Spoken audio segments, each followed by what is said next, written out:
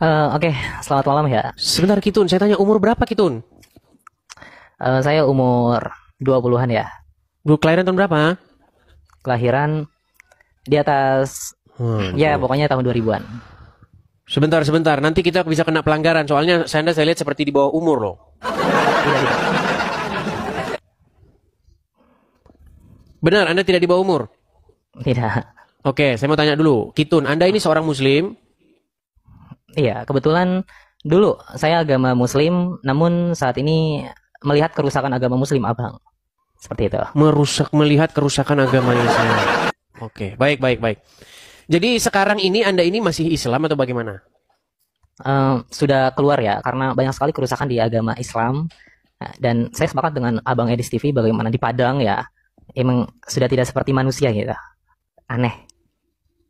Oke, oke, baik. Coba saya tes dulu nih, Anda jangan-jangan ngaku Muslim. Coba, kalau Anda orang yang sudah meninggalkan agama Islam, coba saya pengen mendengar apa namanya bacaan Quran Anda lah atau doa sholat ketika Anda masih percaya agama Islam. Coba. Oke, terima kasih. Mungkin Al-Fatihah bisa saya? Boleh ya? Kalau Al-Fatihah mah ya, selalu umum. Jangan Al-Fatihah. Coba surat yang lain. Oke, maunya surat apa, Abang Contoh Edis? ayat kursi coba. Oke, ayat kursi ya. Boleh Jangan. saya ambil Al-Quran dulu, boleh? Nggak hafal ayat kursi. Ya, karena pada akhirnya kita melihat harokat dan juga beberapanya. Ya, coba surat apa yang hafal selain Al-Fatihah? Surat Al-Fatihah yang hafal, ya seperti surat-surat pendeknya, seperti Al-Muluk. Coba surat Al-Muluk coba. Ya. A'udzu billahi minasyaitonir rajim. Bismillahirrahmanirrahim. Tabarakalladzi biyadihil mulk wa huwa ala kulli syai'in qadir. Alladzi khalaqal mauta wal hayata liyabluwakum ayyukum ahsanu amala wa huwal azizul ghafur. Sah ini Alladzi. Muslim. Ya, ya. Oke. Iya, ya. Coba apa yang membuat Anda akhirnya meninggalkan agama Islam nih, Kitun? Ya, kita melihat ya bagaimana norma-norma yang tidak tercermin lah dari Islam itu sendiri, dari adabnya, dari moral dan moralnya. Sementara saya melihat kekristenan lebih mulia, kasihnya itu lebih ada gitu dibanding agama-agama yang berada saat ini. Seperti itu Bang Edis. Oke, oke, oke. Berarti Anda melihat Islam dari orang-orang ya, bukan dari ajarannya? Termasuk pertama itu kita melihat situasi agama apa yang ia cerminkan gitu loh. Oke. Ya, di dalam Bible dikatakan kita melihat sesuatu itu dari buahnya. Ya, saya sepakat itu. Saya meyakini Injil itu juga Bible itu. Nah, namun kita melihat ya kasus banyak sekali bagaimana para ulama, waduh, kalau saya sebutkan satu-satu merinding saya nanti malah ditangkap kan. Nah, dalam ini juga akidah ya, Abang Edis TV ya. Saya juga mungkin boleh menampilkan di layar mungkin akidah umat Muslim yang dimana cacatnya boleh? Izin Boleh, saya? silakan, silakan. Oke, nih saya melihat di mana umat Muslim itu berpegang bukan kepada Nabi Muhammad justru. Ini juga buat bahan Abang Edis TV ya. Untuk bagaimana umat Muslim itu mereka tidak berpegang apa yang Nabi Muhammad katakan. Nah, di sini nih kita akan bongkar ya. Ini terdapat di hadisnya sendiri yaitu umat Muslim mengatakan berpegang kepada dua perkara. Yaitu Al-Quran dan Sunnah. Tapi tidak ada nomor hadisnya, Abang Edis. Tidak ada terdapat di Bukhari, di Muslim, An-Nasai, dan 6 kutubus sitah lainnya. Yang menjadikan ucapan berpegang kepada Al-Quran dan Sunnah ini bukanlah ucapan Nabi Muhammad. Yang mereka ikuti lantas siapa jika bukan Nabi Muhammad, kan gitu pertanyaannya. Gitu loh. Ini termasuk fundamental mereka. Seperti itu Abang Edis. Baik, boleh saya tanggapi? Silakan, silakan. Baik, jadi sebenarnya begini ya, saya tidak tahu Anda sudah berapa lama mendalami agama Islam ya. Saya ini sudah mendalami agama Islam selama 13 tahun. Yang saya lihat, kenapa muncul hadis-hadis seperti itu? Karena mereka mendapati bahwa Quran itu tidak menjawab pertanyaan-pertanyaan mereka. Jadi mereka harus membuat buku lain untuk menjawab pertanyaan-pertanyaan yang tidak terjawab itu. Saya kasih contoh misalnya ya Bang ya. Apakah ada di dalam Al-Quran tentang misalnya, ini contoh-contoh sederhana, boleh nggak bertato di dalam Al-Quran? Karena nggak ada hukumnya. Iya, tepat. Boleh nggak misalnya di dalam di dalam Al-Quran bersunat atau tidak bersunat? Tidak ada dalam Al-Quran. Apakah dalam Al-Quran ada perintah bersunat? Nggak ada.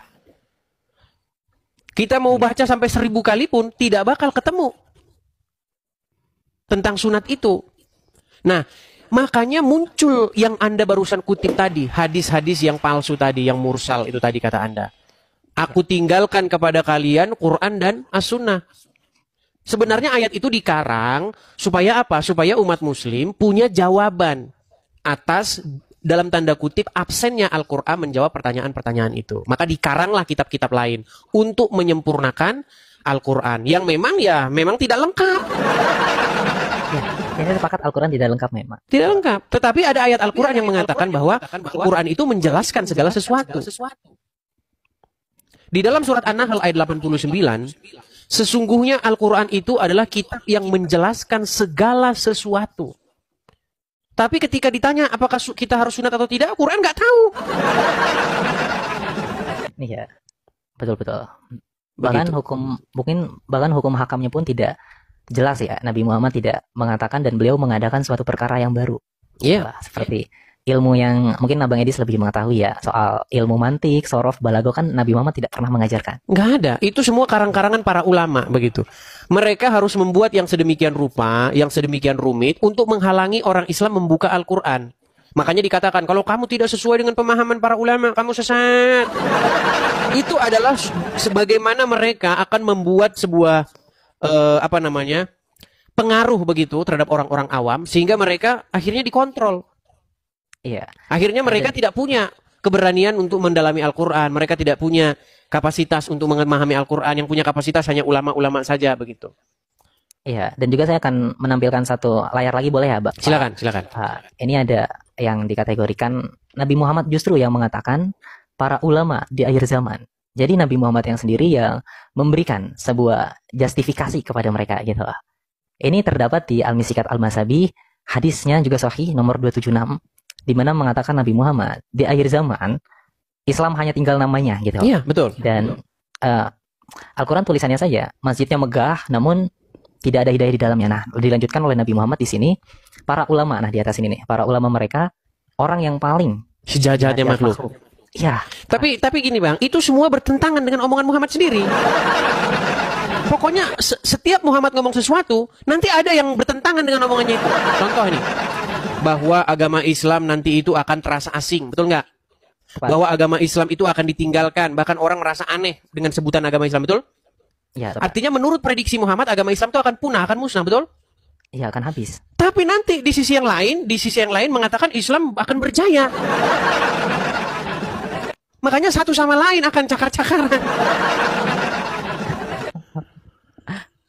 Jadi sebenarnya semua isi-isi hadis itu kalau kita pelajari dengan sungguh-sungguh, itu tidak lain dan tidak bukan hanyalah karangan orang-orang untuk memasukkan karangannya dengan membawa-bawa nama Muhammad. Begitu. Ya, seperti ia menunggang Nabi Muhammad. Iya, betul sekali. Mereka akan membawa Muhammad untuk melegitimasi perkataannya. Begitu. Betul. Iya. Jadi mereka akan dengan sesuka hatinya mengarang cerita. Begitu misalnya. Makanya kalau kita baca hadis, seolah-olah Muhammad itu kayak orang tukang ngomong sendiri. Buka hadis-hadis, Muhammad itu akan Anda dapati sebagai orang yang tukang ngigau. Tiba-tiba nggak ada angin, nggak ada petir, dia ngomong. Contoh. Salah satu yang membuat ini, contoh. Masalah misalnya tentang apa yang umum yang orang muslim ini, misalnya sholatlah kamu sebagaimana kamu melihat saya sholat gitu. Oke. Ya kan ada hadis itu. Coba dalam rangka apa Muhammad ngomong begitu? Siapa lawan bicaranya? Saya belum tahu sampai sana sih. Mungkin... Muhammad lagi ngomong sama angin. Iya. Okay. Setiap kita lihat kalau muslim mereka mengatakan mereka melakukan sebuah sortir terhadap hadis itu dengan metode perawi, sanad, ya kan? Kemudian itulah ilmu-ilmu hadis itu, ulumul hadis itu kan. Tapi kalau saya beda.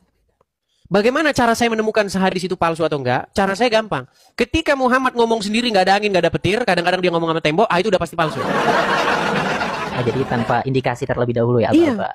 Tidak ada jalan ceritanya, tidak ada asbabul wurudnya. Tiba-tiba Muhammad ngomong sendiri. Iya. Jadi inilah yang menjadi indikator ya, para umatnya tidak sadar. Mereka telah menjadi bumerang bahkan untuk umat Islam itu sendiri. Saya mau nanya, izin bertanya sama Abang Edis Silakan, boleh? silakan. Tapi saya ingin bertanya satu hal ya. Menurut Abang Edis itu, saya masih ingin memahami, mendalami agama kekristenan.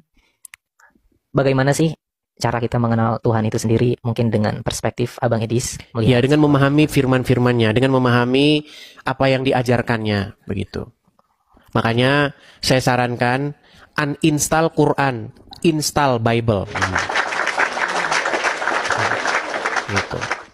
Jadi bagaimana kita memahami atau ingin mengenal Tuhan, pelajarilah Bible. Baca, ya kan? Dari A sampai Z, begitu. Saya sudah lakukan itu, Bang. Saya sudah lakukan membaca Al-Quran dan membaca Bible. Saya nggak mau katanya.